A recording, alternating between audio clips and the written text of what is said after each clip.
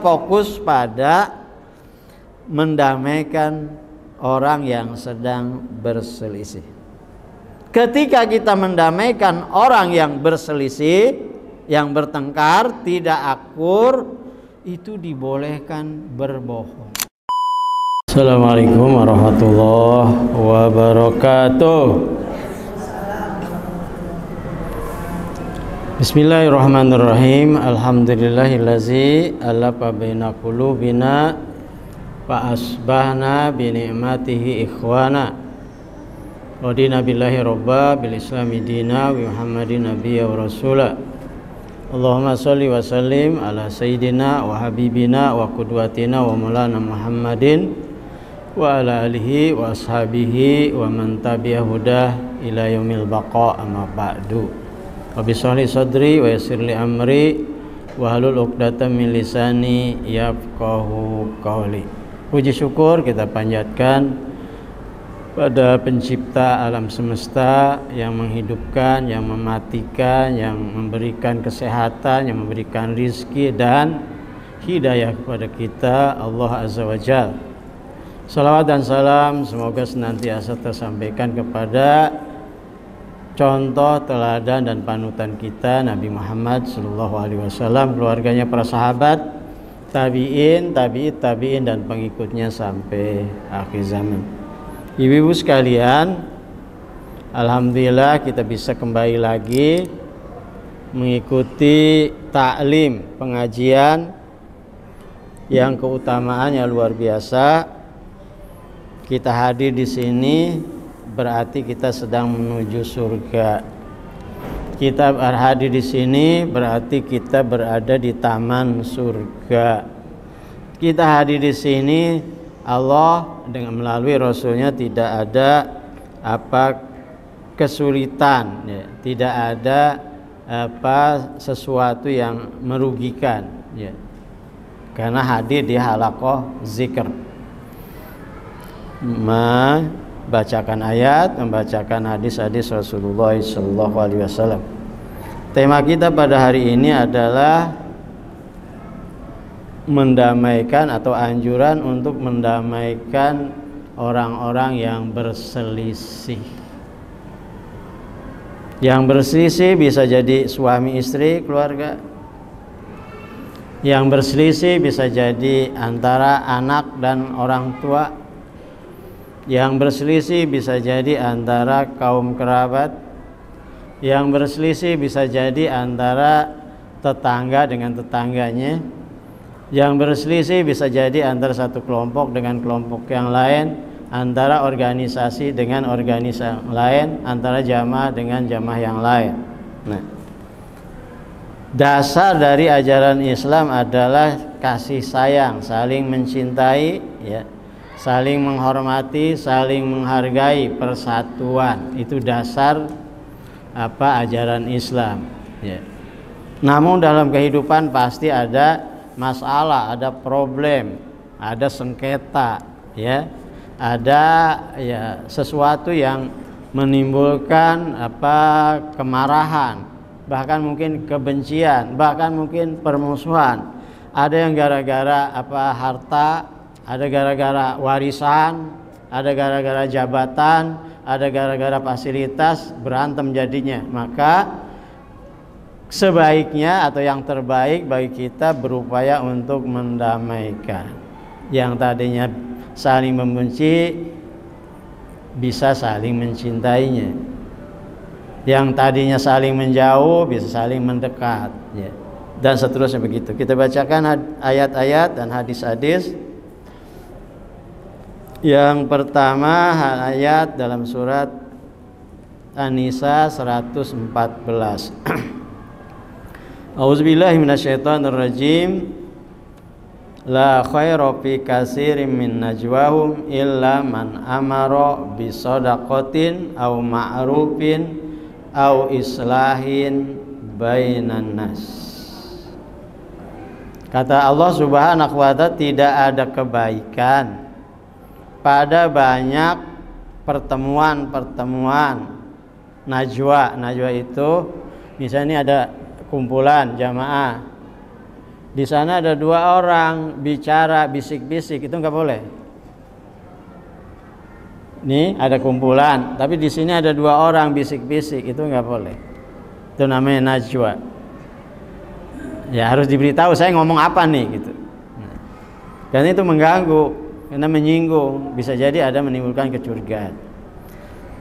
Kebanyakan pertemuan yang rahasia, sembunyi-sembunyi, itu nggak ada kebaikannya, kecuali manakala pertemuan itu menyuruh untuk bersedekah, atau pertemuan itu untuk mengajak kepada kebaikan, atau pertemuan itu untuk mendamaikan antara orang-orang yang sedang berselisih. Di antara pertemuan rahasia, ngobrol-ngobrol, bisik-bisik, yang dibolehkan kategori baik adalah bisik-bisik, ngobrol-ngobrol, ngomong-ngomong berduaan di tengah orang banyak, itu untuk mendamaikan yang berselisih. Itu ayat surat An-Nisa ayat 114. Masih dalam surat An-Nisa ayat 128, wasulhu khair, berdamai itu lebih baik. Ayat 128 surat An-Nisa, wasulhu khair, berdamai itu lebih baik. Ini kaitan dengan perselisihan suami istri. Ada masalah antara suami istri, tidak cocok, ya. Mungkin ada masalah-masalah yang haknya belum terpenuhi atau yang lain, sehingga terjadi ketidakakuran, ada perselisihan, ada konflik, ada gap, saling berjauhan, marahan begitu antara suami istri. Berdamai itu lebih baik, ya. Sudah barang tentu kalau suami istri langsung sadar untuk damai, akur lagi, itu lebih baik. Tapi kalau ada yang tahu, apakah saudaranya ataukah tetangganya atau orang tuanya atau anaknya, supaya untuk mendamaikan, merukunkan kembali, itu bagian dari mendamaikan orang yang berselisih. Sudah tentu ada adab-adabnya, ada etika, ada caranya. Nah, kemudian ayat surat Al-Anfal ayat 1, fattaqullaha wa aslihu zata bainikum, bertakwalah kamu kepada Allah Subhanahu wa taala, lakukan upaya damai di antara perselisihan di antara kamu. Ayat ini terkait dengan perselisihan harta ghanimah. Perselisihan tentang jatah. Nah, biasanya ketika ada hasil, ya, hasil perjuangan, di sini ada perang, ada ghanimahnya, Rasulullah SAW membagi-bagi, bahkan ada yang dibagi, ada yang tidak dibagi sesuai dengan kebijakan Rasulullah SAW. Mungkin ada yang banyak, ada yang sedikit, sehingga menimbulkan kecurigaan, menimbulkan ada prasangka praduga, kok dia yang dibagi kita nggak dibagi, kok dia banyak kita sedikit. Itu di kalangan sahabat juga terjadi, ya. Sehingga Sa'ad bin Ubadah pernah mengatakan, ayat ini, surat Al-Anfal ayat pertama, ayat ini turun untuk kami ahli Badar, orang-orang terbaik. Ahli Badar adalah orang terbaik, bahkan Rasulullah SAW memberikan jaminan apapun yang dilakukan oleh ahli Badar, kesalahan-kesalahan itu diampuni oleh Allah Subhanahu wa taala. Tapi tetap saja nama manusia, walaupun sahabat, ada hal yang bisa menimbulkan perpecahan, ya, perselisihan, ada ketidakakuran, itu terjadi di masa sahabat, ya. Kata Sa'ad bin Ubadah, ayat ini turun kepada kami ahlu Badar, orang-orang terbaik.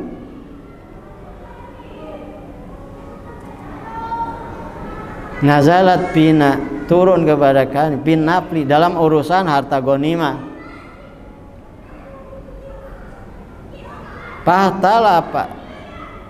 Fahtalabna kami berselisih. Biasa sering terjadi itu berselisih tentang jatah harta, ya, bagian. Kami berselisih gara-gara harta ghanimah. Fasaat akhlakuna, kemudian rusaklah akhlak kami, hubungan di antara kami, ya. Turunlah ayat ini, Allah mengingatkan kepada kita di antaranya cara untuk mengembalikan perselisihan, konflik, ya, perbedaan itu dengan apa? Dengan damai. Kembalikan kepada Allah Subhanahu wa taala bahwa hasil dari peperangan itu bukan apa kerja keras, bukan prestasi, bukan apa kebaikan yang dilakukan atau kontribusi, tapi itu semata-mata pemberian dari Allah Subhanahu wa taala. Maka harus dikembalikan kepada Allah Subhanahu wa taala dan harus segera damai, ya. Yas'alunaka 'anil anfal qulil anfal lillahi walir rasul. Mereka bertanya, berselisih tentang harta ghanimah, ya Allah kemudian menjelaskan harta ghanimah itu milik Allah, milik Rasul, bukan milik kamu. Kenapa harus diperdebatkan? Kenapa harus dipersihkan? Kenapa saling membenci? Udah serahkan saja kepada Allah Subhanahu wa taala. Berdamai itu urusan Allah, itu urusan Rasulnya. Kemudian surat Al-Hujurat yang sering kita baca, kita tahu, yes, ayat 10, innamal mu'minuna ikhwatun fa aslihu baina akhwaikum. Orang-orang beriman itu bersaudara, maka berdamai ya di antara saudara kamu. Sahabat Muhajirin, sahabat Ansor. Sahabat Ansor dengan diikat dengan ikatan akidah, dengan ikatan iman, bersaudara. Jangan sampai mengorbankan persaudaraan gara-gara urusan-urusan dunia, apalagi diprovokasi oleh orang lain, rusak hubungan persaudaraan di antara kita. Di antaranya orang-orang Ansor itu terlihat rukun, akur setelah mereka beriman, setelah bergabung dengan Rasulullah SAW. Kemudian orang-orang Yahudi nggak suka, musuh-musuh Islam itu nggak suka kalau kita akur, maka berupaya untuk memecah belah, memprovokasi, ya. Dibuatlah sebuah rencana jahat oleh Yahudi, diantaranya karena mereka nggak senang dengan kaum muslimin, orang Ansor yang bersatu, mereka ingatkan kembali masa lalu, masa jahiliyah antara Khazraj dan antara Aus yang dulunya selalu berperang, selalu konflik. Diangkat lagi isu masa lalu. Akhirnya mereka ya tanpa sadar atau terprovokasi dengan upaya-upaya orang Yahudi untuk memecah itu, akhirnya sampai bertengkar, berantem, hampir terjadi perpecahan, bahkan bisa jadi angkat senjata. Kemudian Allah Subhanahu wa taala menurunkan ayat ini, innamal mu'minuna ikhwatun fa aslihu baina akhwaikum. Dan Rasulullah SAW mengingatkan, apakah kalian berselisih? Bidakwal jahiliyah, perselisihan itu, konflik itu, perseteruan itu, permusuhan itu adalah perilaku jahiliyah. Artinya nggak bagus, ya, bukan ajaran Islam. Perilaku jahiliyah, apa kata Rasul? Apakah kalian mengangkat tema-tema jahiliyah lagi, menghidupkan slogan-slogan jahiliyah lagi, sementara saya ada di antara kalian? Ingat bahwa kalian disatukan dengan iman. Akhirnya mereka menyadari, ya, saling berangkulan, saling memaafkan dan bersatu kembali. Diingatkan oleh Rasulullah SAW. Ibu-ibu sekalian, kita akan baca beberapa hadis terkait dengan anjuran untuk mendamaikan orang-orang yang berselisih. Yang pertama, Hadis ke 248. Wa Nabi Hurairah radhiyallahu anhu qol, dari Abu Hurairah radhiyallahu anhu dia berkata, qala Rasulullah sallallahu alaihi wasallam, Rasul bersabda, kullu sulama minan nasi alaihi shadaqah. Setiap ruas nih, setiap sendi, ini sendi ini, di mana Allah Subhanahu wa taala menciptakan kita terdiri beberapa sendi, itu ada 360 ruas nih. Di tangannya ada berapa nih? Ada berapa tuh? 1 2 3 3 kali 5. Ini kalau jempol berapa tuh? 2. 4 kali 3 berapa?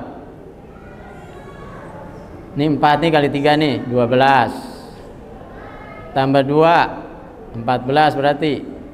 Nah, ini di sini aja tuh ada 14 nih. Jari nih 14 ruas. Dan semuanya sampai bagian leher, bagian jempol dan semua ada 36 ruas, 36 sendi. Itu kalau kita beramal, kita sholat misalnya, kita jalan ke pengajian nih, jalan kan semua gerak tuh. Semua ruas itu berfungsi, itu ada nilai pahalanya, nilai sedekah. Dihitungnya bukan hanya 1 tapi 360 pahala. Nah, dan ini harus kita ya manfaatkan, bagian dari nikmat dari Allah Subhanahu wa taala. Coba kalau 1 saja nih jempol nih, begini saja lurus, nggak bisa bergerak, luar biasa sakit. Atau begini terus nggak bisa lurus, itu juga masalah. Coba ibu-ibu gerak-gerakan deh, apa tangannya gerak-gerakan, sehat nggak masih? Ada rasa sakit? Coba kalau kena asam urat aja. Nah, itu menikmat Allah Subhanahu wa taala yang begitu banyak, harus kita syukuri. Bagaimana cara menyukuri nikmat-nikmat ini? Kita manfaatkan semua ini,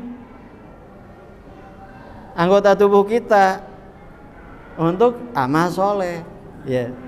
Dan harus kita pelihara, harus kita jaga. Jangan sampai kita sia-siakan nikmat yang begitu besar diberikan oleh Allah Subhanahu wa taala, lalu kita tidak pelihara. Dengan apa? Tidak menjaga pola makan. Akhirnya sakit kan, asam urat, macam-macam, kolesterol. Dengan tidak berolahraga, akhirnya pada kaku, nggak berfungsi. Ini tanggung jawab kita untuk menyukuri nikmat Allah Subhanahu wa taala. Di antaranya semua anggota tubuh kita, ruas yang ada nih 36 ruas harus berfungsi, ada nilai ibadah, ada nilai sedekah. Nah,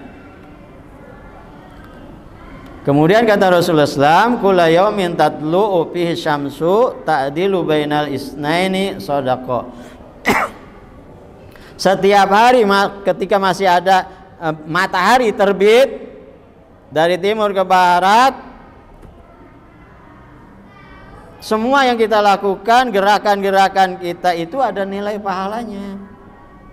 Jangan sampai kita menyesal tiba-tiba sudah hari kiamat atau sudah mati. Nikmat-nikmat yang banyak itu kita tidak manfaatkan sebaik-baiknya. Manfaatkan, gunakan kesempatan yang Allah berikan kepada kamu untuk beramal soleh, bersedekah. Di antaranya bagaimana kita supaya mendapat pahala sedekah. Yang pertama adalah mendamaikan 2 orang yang berselisih. Kita mendamai ke jalan dari rumah kita ke rumah orang lain atau ke mana gitu, ketemu untuk mendamaikan. Itu ruas-ruas udah bergerak, ada nilai pahala. Bahkan kita ngomong pun ada di sini, ada ruas nih, ya, ada sendi. Coba kalau kita ngomong nggak bisa bergerak, mulut tutup aja gitu, nggak bisa ngomong kita. Ya, ada ruas-ruas di sini. Itu ada nimbunya nilai sedekah. Mendamaikan dua orang yang sedang berselisih itu bagian dari usaha kita untuk memanfaatkan atau menyukuri nikmat-nikmat Allah Subhanahu wa taala sehingga ada nilai pahalanya. Kemudian yang berikutnya, tapi tema kita adalah mendamaikan dua orang atau beberapa orang. Yang kedua, watu inur rajul fi dapatihi fatahmiluhu alaihi. Yang kedua, membantu orang yang ada kesulitan untuk naik kendaraannya. Kalau dulu onta, kalau dulu keldai, kalau mungkin naik motor gitu, agak kesulitan dia naik, diangkat, dibantu. Nah, itu juga nih ada nilai sedekah. Karena kita membantu orang, memegang orang, mengangkat orang, itu ada bergerak sendi-sendi kita. Au tarfa'u lahu an mata'ahu sedekah. Atau dia bawa sesuatu karena barangnya banyak, berat, kita angkat, kita bantu, itu juga ada nilai sedekahnya. Wal kalimatut thayyibah sedekah. Kata-kata yang bagus itu sedekah. Kalimatut thayyibah ada dua. Yang pertama zikir, subhanallah, alhamdulillah, wa la ilaha illallah, wallahu akbar. Itu pahalanya luar biasa tuh. Zikir, baca Quran, zikir dan semua lafaz-lafaz zikir itu adalah kalimat thayyibah. La ilaha illallah itu kalimat thayyibah.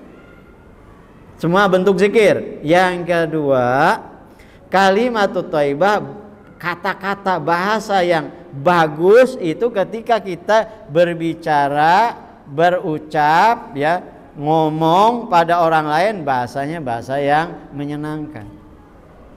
Bahasanya santun, bahasanya lembut, ya, bahasanya menyenangkan. Ya. Di antara amal yang paling disukai oleh Allah Subhanahu wa taala adalah menghadirkan, memasukkan rasa gembira, rasa senang, rasa girang kepada orang lain dalam hatinya. Dengan kata-kata kita, orang senang. Itu amal yang di antara amal yang paling disukai oleh Allah Subhanahu wa ta'ala. Jadi kalimat thayyibah itu ada zikir, macam-macam zikir, kemudian kata-kata bahasa ketika kita berkomunikasi dengan orang, orang itu senang, tidak menyinggung, tidak menyakitkan, itu adalah sedekah.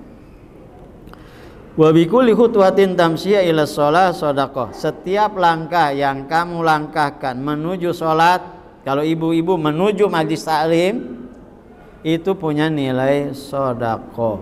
Bergerak tuh kaki, ya, bergerak tuh kaki, semua anggota tubuh bergerak untuk menuju majelis ilmu ke masjid, ya, itu sedekah. Wa tumitul aza anit thariq sedekah.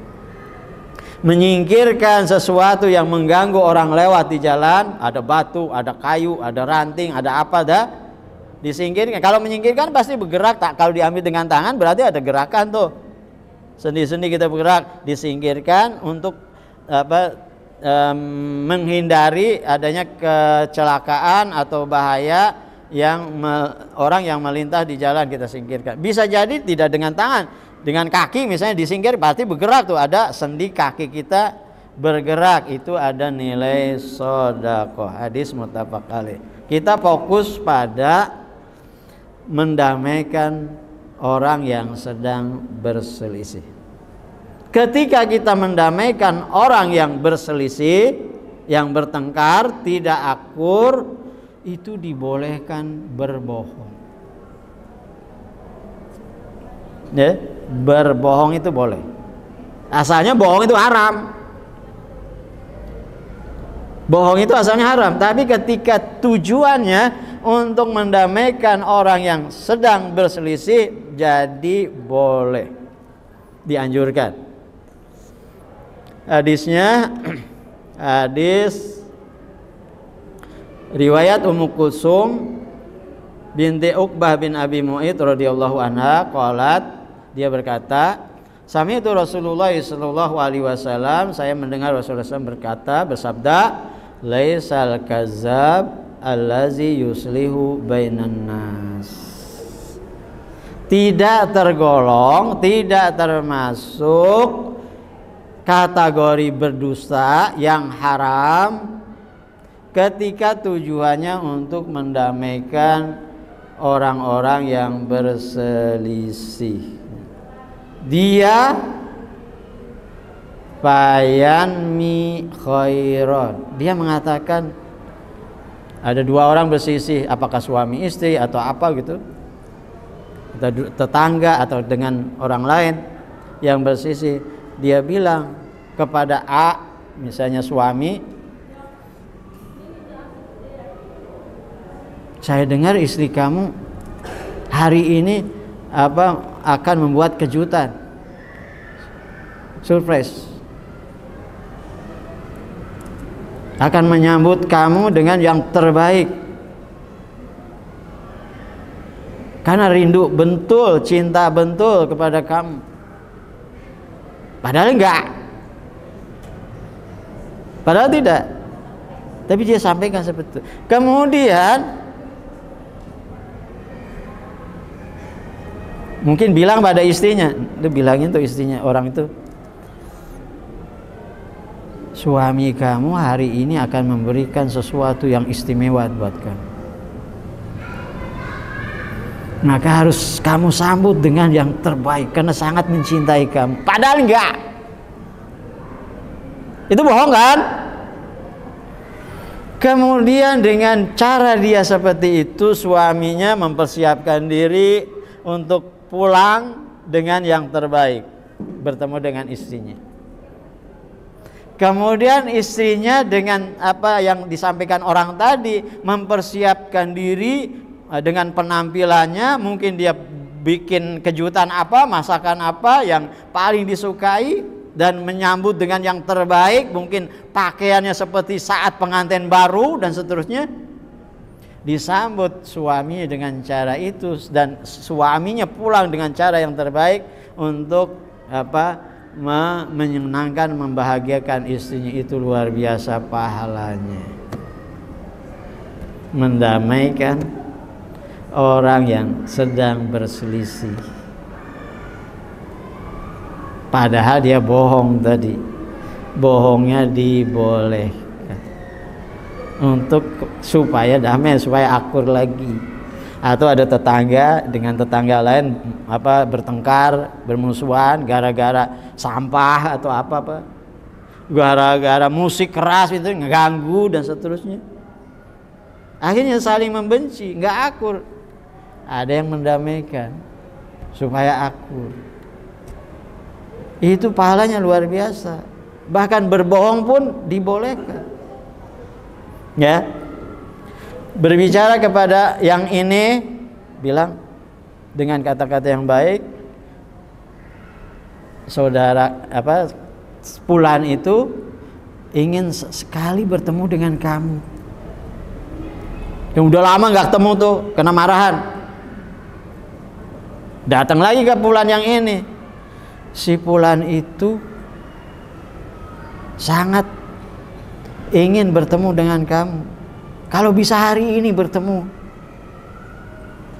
lebih bagus lagi tuh. Kalau orang yang mendamaikan bukan hanya menyampaikan kata-kata, coba kamu bawa hadiah, saya berikan bingkisan hadiah untuk bawa dia. Dan bicara lagi pada yang ini, coba kamu berikan sesuatu yang terbaik untuk saudaramu itu. Saya siap untuk menemukan Anda, memfasilitasi.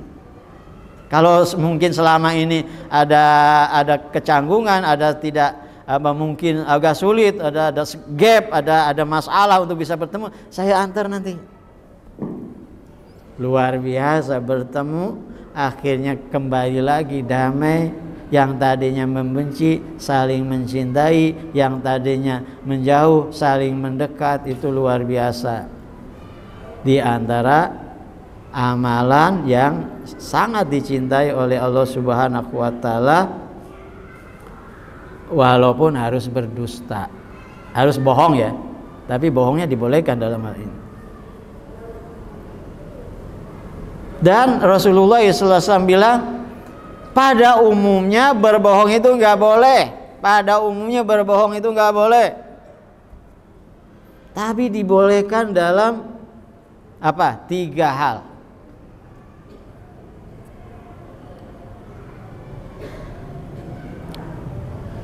Masih dari Ummu Kulsum, saya tidak mendengar Rasulullah SAW membolehkan berbohong kecuali pada 3 hal, 3 perkara. Yang pertama di saat perang. Kalau di saat perang jangan jujur, jumlah kamu berapa? 10, ya dihabisilah. Strategi kamu apa? Ya jangan dibilangin. Ya. Seperti Rasulullah SAW ketika bertemu satu rombongan musuh tuh. Kata Rasul, kamu siapa? Berapa jumlah kamu? Dia bilang, ya kak, sehari kami menyembelih 3 ekor unta atau 10 ekor unta. Kira-kira kalau 10 ekor berarti 1000 jumlahnya, 1 ekor unta untuk 100 orang dikonsumsi. Dapat tuh informasi. Lalu orang itu tanya, Rasul kan lebih dulu nanya. Lalu orang itu tanya, kalian dari mana? Rasul bilang, saya dari air. Orang bilang, ya mungkin air dulu kan orang Arab itu air itu mata air, tempat sumbernya air, dapat air itu. Mungkin orang kira orang itu mengiranya dari sumber mata air sana gitu, yang dekat dari situ. Padahal maksudnya bukan itu. Kami dari air. Air apa maksudnya? Ya manusia itu diciptakan dari air mani. Itu bahasa dalam bahasanya Tauriyah, bahasa bahasa alibi. Tidak berbohong secara langsung, tapi maksudnya ngomong sesuatu tapi bukan maksud itu. Banyak tafsiran. Orang menafsirkannya lain tapi maksudnya lain. Kalau bisa begitu seperti itu. Walaupun berbohong, jumlah kamu banyak ya? Enggak, cuma sedikit. Bohong kan? Atau sebaliknya, jumlah kami banyak banget, pokoknya nggak akan terkalahkan. Bohong kan? Boleh dalam perang. Kemudian yang kedua, mendamaikan orang yang sedang berselisih. Tadi bohong itu boleh, dibolehkan tuh, mendamaikan orang yang sedang berselisih untuk supaya damai lagi, supaya akur lagi, ya. Memuji orang itu, menyampaikan orang kawan kamu, teman kamu, orang itu sangat senang kepada kamu, ingin bertemu, kalau bisa sekarang juga, padahal enggak. Itu bohong kan? Itu boleh. Mendamaikan 2 orang atau beberapa orang yang sedang bersisi, 2 kelompok yang bersisi. Yang ketiga, seorang suami berbohong pada istrinya yang tujuannya adalah supaya lebih rukun, lebih harmonis. Sebaliknya, istri berbohong kepada suaminya yang tujuannya lebih mesra lagi. Bukan bohong habis gajian, ya hari ini bulan ini enggak ada gajinya, habis sudah. Bukan itu. Bukan yang terkait dengan hak dan kewajiban. Kok enggak pulang-pulang, lembur, bukan itu. Bukan itu bohongnya. Tapi bohong sepertinya dia pulang, suami pulang ke rumah. Istri, kalau ibu-ibu yang masih suami ya, punya suami, kalau menyambut suami dari luar, dari pulang kerja, dari aktivitasnya gimana coba? Penampilan yang paling bagus? Ya? Atau gimana? Kalau pergi kondangan, ngacanya berapa kali itu cerminnya? Hah? Pakaiannya ini pas enggak antara baju dengan sendal dengan tas gitu kan kalau kondangan. Kalau menyambut suami, pakaiannya dilihat mana yang paling bagus, mana yang paling cocok. Gitu enggak? Hah? Sebaliknya, kalau nyambut suami atau sebaliknya ya, nyambut suami ya asal ada yang pakaian yang ada di gantungan dipakai kalau ada. Kemudian pakai parfum enggak? Menyambut suami. Ya, jangan-jangan bau domba. Perengus. Hah? Suami pulang, istrinya ya kurang rapi lah gitu.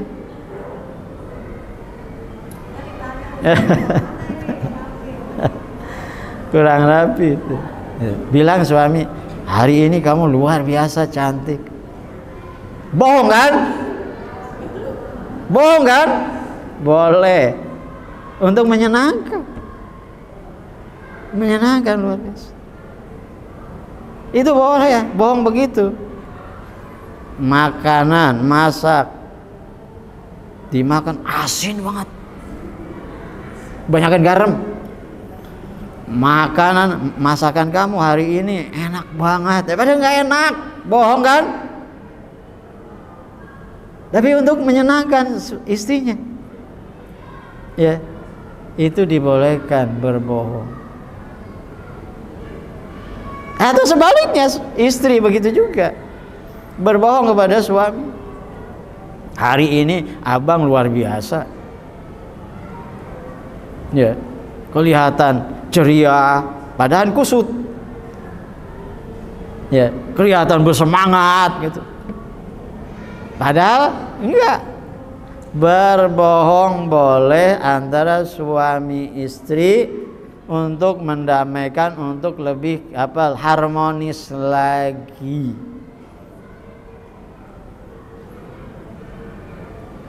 Abang kayak masih pengantin baru, dulu masih usia 25 tahun, padahal 60 tahun kan? Tahu. Hah, bohong kan? Hah? Itu boleh berbohong. Tapi yang begini-gini bohongnya bukan ini. Gajian hari ini nggak ada. Udah habis. Itu nggak boleh kalau begitu. Nah, bukan terkait dengan hak dan kewajiban untuk menjaga keharmonisan rumah tangga, itu boleh berbohong ya. Kita lanjutkan.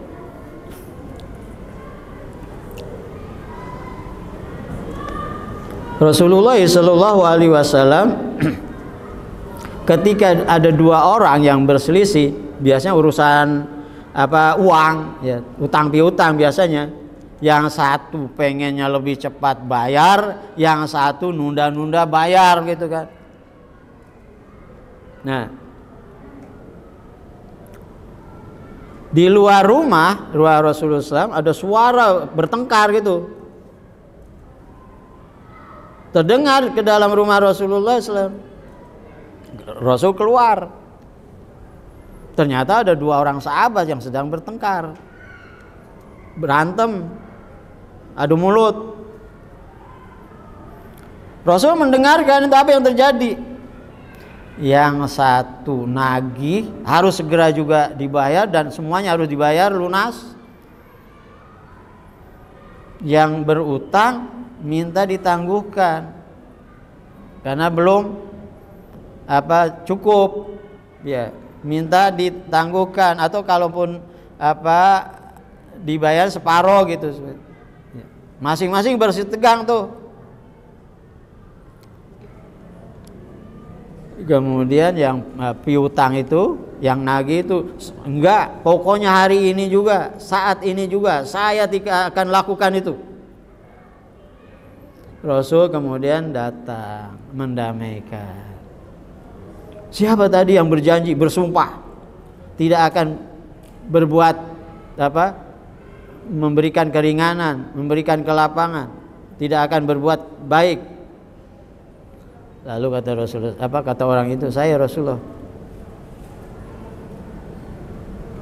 Kenapa kamu tidak? Kenapa seperti itu? Kamu harus lakukan. Dahulukan persatuan, perdamaian di hubungan di antara daripada mempertahankan hak kamu. Maksudnya apa? Bisa jadi kita punya hak, memang hak kita, tapi orang yang punya tanggung jawab itu mungkin ada kesulitan, ada kendala. Ya nggak apa-apa, kita berikan waktu dulu gitu. Jangan berantem. Kan kalau petunjuk Rasul bagusnya orang itu piutang. Kalau utang kan harus dibayar. Bisa jadi, udah kita bahas juga, bisa jadi dia nggak bisa bayar karena mungkin ada kendala-kendala tertentu, nggak bisa bayar. Yang piutang itu, yang mengutangkan, tahu memang kondisinya tidak memungkinkan untuk bayar, bukan karena nakal gitu kan. Ada orang nakal nggak bayar, itu lain lagi. Dia tahu betul bahwa memang kondisi keuangannya tidak memungkinkan. Akhirnya yang terbaik apa? Ya udah, saya lunaskan saja, bebaskan, nggak usah dibayar. Luar biasa. Kalaupun tidak demikian, ya kalaupun nggak bisa bayar sekarang, saya beri waktu lagi lah. Yang seharusnya kamu bayar, tapi saya beri waktu mungkin berapa hari lagi ya, untuk bisa kamu lunasi. Itu juga bagian dari upaya untuk tidak memperkeruh hubungan di antara kita ya. Hubungan di antara kita, hati di antara kita itu jauh lebih penting dari harta benda ya, jauh lebih penting daripada harta benda, menuntut hak itu. Sampai-sampai Rasulullah SAW yang harusnya pergi ke masjid untuk menjadi imam, gara-gara ada orang yang berselisih ya terkait dengan urusan mereka, ada piutang atau ada masalah antara dua orang itu bertengkar, Rasul maksudnya ini mendamaikan orang yang sedang ada masalah berselisih itu lebih utama ketimbang pergi ke masjid. Padahal jadwal waktunya dia menjadi imam, Rasul menjadi imam. Tapi ada orang yang sedang berselisih, bukan ditinggalkan orang, diselesaikan dulu masalah itu, baru setelah selesai Rasul berangkat. Sampai-sampai karena lama sahabat menunggu Rasul, kemana Rasul nggak datang-datang. Akhirnya kata Bilal, kita komat nggak nih? Rasul nggak datang, nggak ada kabar. Kata Abu Bakar, ya udah komat aja. Siapa yang imam? Ya Abu Bakar suruh imam. Ya dah. Akhirnya Bilal komat, kemudian Abu Bakar mengimami ya, yang harusnya Rasulullah SAW. Kemudian Rasul datang, masuk ke barisan depan, sementara imamnya adalah Abu Bakar As-Siddiq. Dan para sahabat tahu bahwa Rasul sudah ada di barisan, di saf. Akhirnya apa ya? Para sahabat belum ada petunjuk waktu itu. Ada yang tepuk-tepuk tangan, ada yang tepuk-tepuk kaki, itu masing-masing tuh. Kan nggak boleh ngomong, nggak boleh teriak. Gimana mereka lakukan? Mereka tepuk supaya Abu Bakar melihat itu, nengok itu. Tepuk sekali, enggak juga nengok. Tepuk 2 kali, enggak juga nengok. Akhirnya rame tuh, masing-masing bertemu. Akhirnya Abu Bakar nengok juga ke belakang, ternyata ada Rasulullah SAW. Akhirnya Abu Bakar mundur, kemudian Rasulullah SAW maju. Itu tata cara sholat berjamaah. Ketika sudah ada imam yang biasa, namanya imam rotib, digantikan dengan yang lain, kemudian imam rotib yang biasa datang maju, boleh mundur, yang kalau tahu ya mundur dan dilanjutkan oleh imam yang biasa. Nah, sampai-sampai Rasulullah SAW tertahan ya, lambat datang sholat ke masjid jadi imam karena menyelesaikan urusan ada dua warga masyarakat yang sedang berselisih. Nah. Kemudian ya Rasul berada di masuk ke saf, kemudian tadi para sahabat menepuk tangannya, kaki dan seterusnya. Akhirnya Abu Bakar sampai ruku tuh. Setelah ruku mundur. Kemudian Rasulullah SAW maju dan mengimami sholat. Setelah selesai sholat, apa kata Rasul? Wahai jamaah, kalau ada kondisi seperti ini untuk laki-laki ya, dalam sholat jangan kamu tepuk-tepuk tangan. Tepuk tangan itu untuk perempuan. Jadi kalau makmumnya perempuan, di depan ada imamnya laki-laki, imamnya ada salah, keliru, diingatkan dengan tepuk tangan. Tepuk tangan gimana, Bu? Tepuk tangan gimana? Tepuk tangannya begini nih.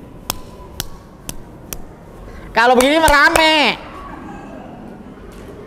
Nggak kuat tepuk tangan begini atau begini.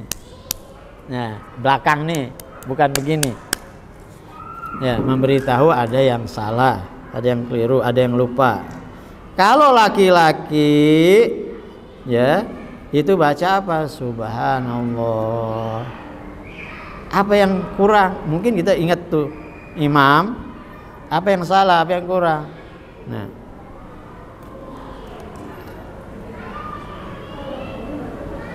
kemudian apa? Kalau di belakang subhanallah, imam boleh menengok ke belakang itu, apa ada apa gitu. Nah, boleh. Nah, apa yang salah? Kemudian Abu Bakar menoleh ke belakang. Nah, kata Rasul, kenapa kamu tidak lanjutkan sholat? Kata Rasul kepada Abu Bakar, Rasul boleh. Kan Rasul di belakang tuh. Sahabat makmum pada tepuk tangan tuh. Rasul Abu Bakar menoleh. Rasul lanjutkan, begitu memberikan isyarat, silakan teruskan dengan bahasa isyarat. Boleh. Kenapa kamu tidak lanjutkan? Saya telah beri isyarat, kamu melanjutkan. Kata Abu Bakar, tidak pantas bagi saya, anak Abu Quhafa, sholat menjadi imam sementara di belakang saya ada Rasul Shallallahu Alaihi Wasallam. Yang jadi pelajaran di sini, Rasul terlambat, yang harusnya ke masjid jadi imam karena ada warga masyarakat yang berselisih, sampai selesai masalahnya didamaikan, baru berangkat ke masjid, sampai sholatnya pun tertinggal. Berarti lama. Sahabat nunggu Rasulullah lama nggak datang, sampai bila kita sholat kita qomat ya udah gitu. Artinya apa? Mendamaikan orang yang sedang bersitu jauh lebih utama dari apa? Datang ke masjid. Walaupun harus terlambat ke masjid, ya, lebih baik kita damaikan orang yang berselisih. Ibu-ibu sekalian, dalam kehidupan kita pasti ada ya namanya masalah. Nggak akur. Jangan dengan orang lain, dengan saudara aja nggak akur. Jangan dengan orang lain, apalagi apa suami istri sering nggak akur kan.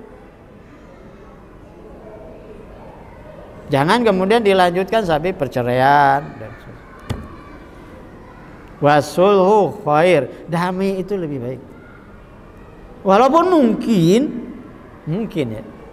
Walaupun mungkin ketika kita masih mempertahan, mungkin ada hal-hal hak-hak yang belum atau tidak terpenuhi, nggak apa-apa ngalah. Dalam bahasa Al-Quran, ayat pernikahan itu litaskunu ilaiha Wa ja'ala bainakum mawaddatan warahmah. Pernikahan itu supaya tenang, tentram, damai, bahagia. Suami istri, keluarga. Agar apa? Adanya cinta, kemudian adanya kasih sayang. Mungkin bisa jadi ya, sudah lama, usia udah lanjut, cantik udah hilang, tampan udah sirna, penyakit banyak, kesibukan nggak seperti apa, suasana tidak seperti di awal-awal, mungkin udah orang bilang agak jenuh gitu. Ada yang bilang begini, ya udah nggak cinta, jenuh udah nggak cinta. Tapi ingat, bukan hanya sekedar cinta, hubungan apa pernikahan suami istri, ada kasih sayang. Sudah 10 tahun, sudah 20 tahun, sudah 30 tahun, bahkan 40 tahun dapat karunia anak dan seterusnya, berbagai apa kebahagiaan yang kita dapati. Jangan gara-gara nggak cinta hilang kasih sayang. Bagusnya dipertahankan tuh cinta, tapi bisa jadi ya berkurang.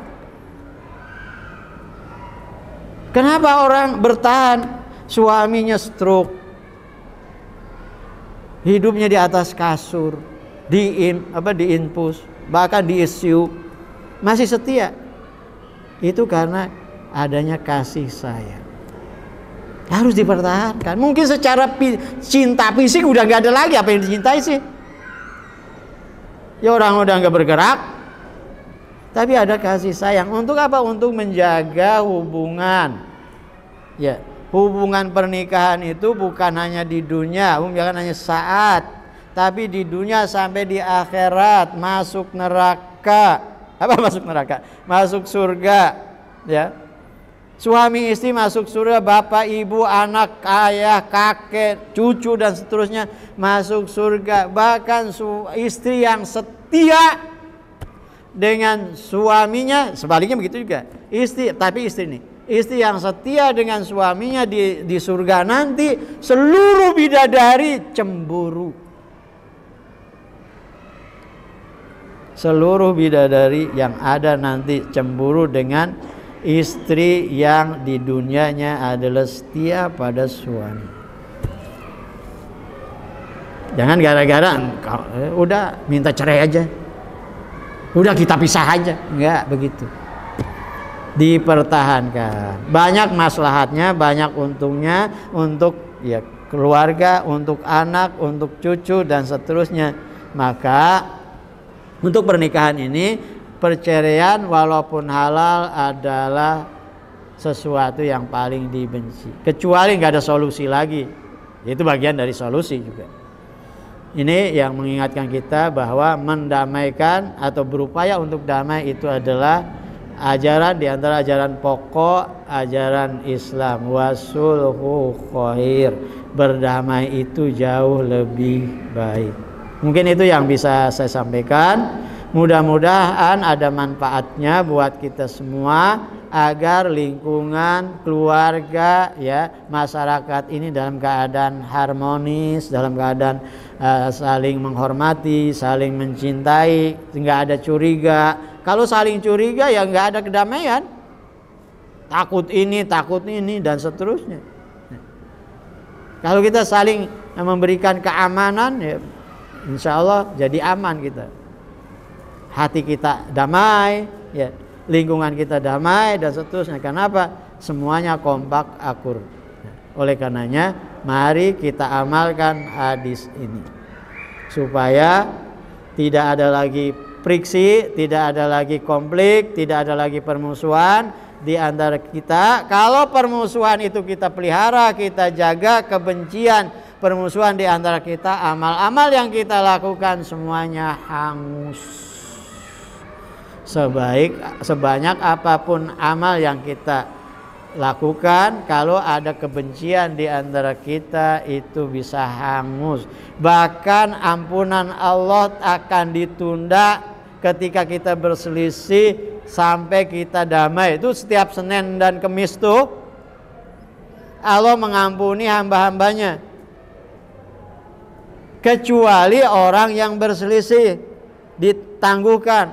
Kata Allah kepada malaikat, lihat tuh orang itu, jangan diberikan ampunan dulu sampai mereka berdamai.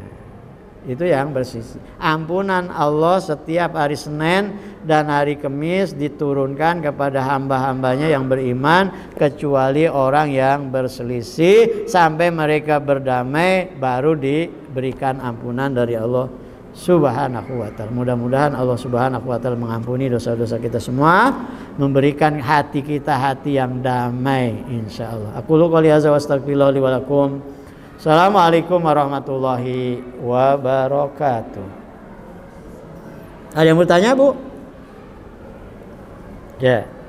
Ada? Enggak ada? Ya, silakan.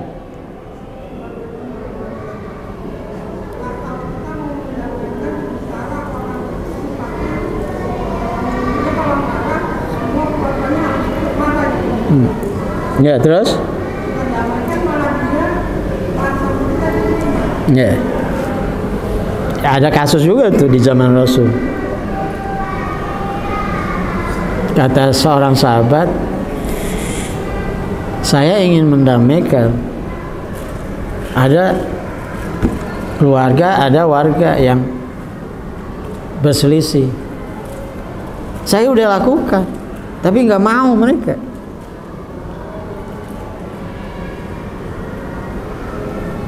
Kata Rasul apa? Coba ulangi lagi. Bisa jadi ketika kamu pertama tadi berupaya untuk mendamaikan, caranya kurang bagus. Cari lagi cara yang terbaik. Ulangi lagi. Maka diulangi lagi kedua kali. Ternyata belum berhasil juga. Bilang pada Rasul, ya Rasul, saya sudah dilakukan.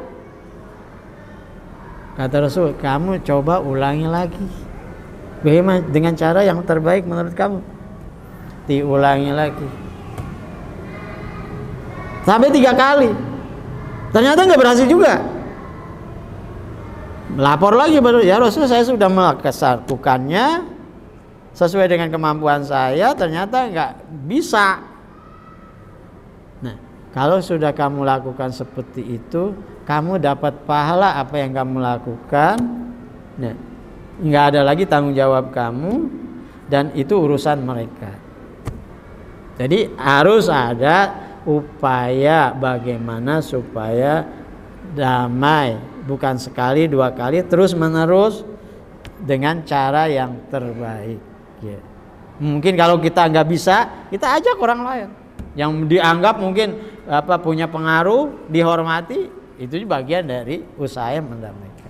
Bisa jadi kita nggak bisa, kita cari orang lain yang bisa mendamaikan. Itu bagian usaha kita, dapat pahala insya Allah. Walaupun bukan kita yang melakukannya secara langsung. Kita lakukan lagi, kita lakukan lagi, kita lakukan lagi, ternyata nggak berhasil, itu sudah tanggung jawab mereka. Kata Rasul, kamu sudah mendapat banyak pahala, itu urusan mereka. Ya, gitu. Ada lagi?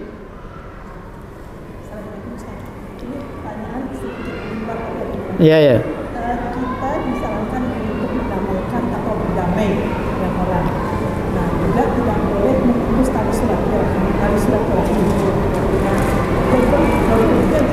sekarang handphone ini sering itu dihubungi oleh orang yang menjajakan jualan.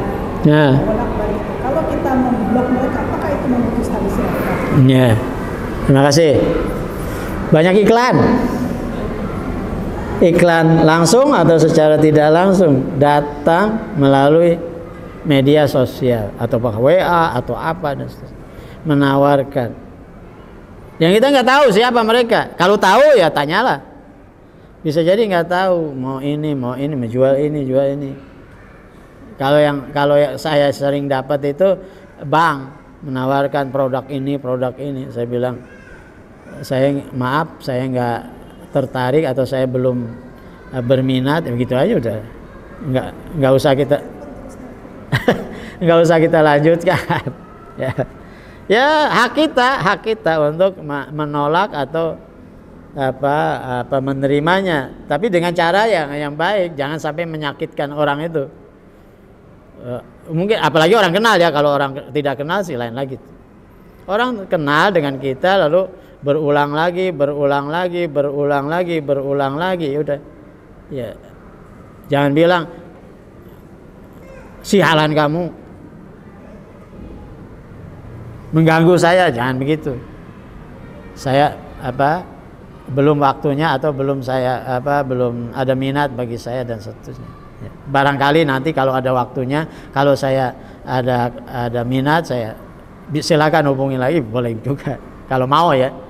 Tapi intinya itu hak kita untuk menolak, apalagi iklan-iklan, tawaran-tawaran yang nggak jelas. Itu bisa jadi menjebak kita. Biasanya judi online tuh menjebak tuh. Itu nawari produk, tapi suruh ngisi akun, mengisi apalah gitu. Memberikan akun kita, itu menjebak kita. Bisa jadi judi online, bisa jadi penipuan dan seterusnya. Itu bagian dari kehati-hatian, bukan memutus silaturahim. Ya, terima kasih. Cukup kali ya? Cukup? Lagi Bu? Ini di luar tema ya Pak. Kalau misalnya kita harus mandi, kan langsung apa harus pakai baju dulu? Ya. Habis mandi mau wudu, apakah pakai anduk gitu? Bagusnya sih pakai anduk. Pakai baju, nggak harus pakai baju rapi gitu Bu. Kalaupun, mohon maaf ya, kalaupun kita mandi, bahkan hadis Rasul begitu, dengan kamu mandi wajib nih. Kalau mandi biasa sunnah mubah itu enggak. Mandi wajib itu sudah tercover dengan wudu, nggak usah wudu lagi. Walaupun ada tata caranya mandi wajib itu, diawali dengan wudu, terus siram bersih, nggak usah wudu lagi, nggak usah pakai baju, nggak usah wudu lagi gitu. Nah, habis mandi biasa, kemudian kita mau wudu, apakah harus pakai baju lagi, pakai pakaian lagi? Ya nggak perlu, nggak ada aturannya sebetulnya. Pakai wudu aja boleh, atau menutupi sebagian tubuh kita dengan handuk wudu ya boleh juga dan seterusnya. Intinya tidak ada, bukan syarat ya. Ketika kita wudu harus menutup badan kita, bukan syarat. Terima kasih. Ya, ada lagi cukup? Ibu-ibu sekalian, mudah-mudahan bermanfaat apa yang kita baca pada pagi ini. Kita doa, mudah-mudahan doa-doa kita dikabulkan oleh Allah Subhanahu wa taala, hati kita didamaikan insyaallah. Al-Fatihah. A'udzubillahi minasyaitonirrajim. Bismillahirrahmanirrahim. Alhamdulillahirabbil alamin, arrahmanirrahim, maliki yaumiddin. Iyyaka na'budu wa iyyaka nasta'in. Ihdinas siratal mustaqim. Siratal ladzina an'amta 'alaihim ghairil maghdubi 'alaihim waladdallin. Amin. Alhamdulillahirabbil alamin, hamdan yuafi ni'amahu wa yukafi mazidah. Ya Rabbana lakal hamdu kama yanbaghi jalali wajhika wa azimi istanik. Allahumma salli wa sallim ala sayyidina Muhammadin fil awwalin wal akhirin wa sallim radhiyallahu tabaraka wa ta'ala an kulli sahabati ajmain wa anit tabi'in wa tabi'in wa alaina mahum bi rahmatika ya arhamar rahimin. Allahumma alif baina qulubina, Allahumma alif baina qulubina, Allahumma alif baina qulubina. Allahumma inna nas'aluka ridhaka wal jannah wa na'udzubika min sakhatika wan nar. Rabbana ighfir lana wa liwalidina kama rabbawna shighara. Rabbana atina fid dunya hasanah wa fil akhirati hasanah wa qina azaban nar. Sallallahu alaihi sayyidina Muhammadin wa ala alihi washabihi wasallam. Subhana rabbika rabbil izzati amma yasifun wa salamun alal mursalin walhamdulillahi rabbil alamin. Terima kasih. Assalamualaikum warahmatullahi wabarakatuh.